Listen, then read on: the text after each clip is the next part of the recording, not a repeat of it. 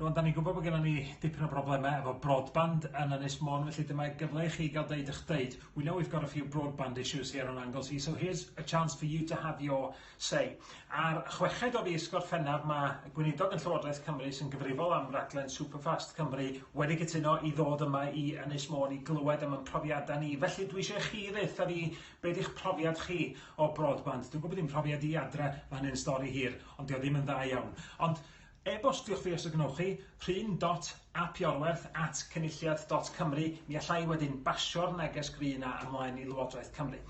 So a Welsh Government Minister responsible for the Superfast Cymru programme is coming to Anglesey in a couple of weeks' time. I did ask many months ago, but we have that visit now. I want your broadband experiences. We know we have some issues with broadband on Anglesey. I can tell you about my house, but we won't go there for now. It's not good. But let me know what your experience is.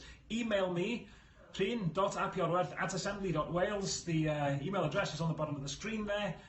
Do let me know what your experience is. I'll pass it on to Welsh Government.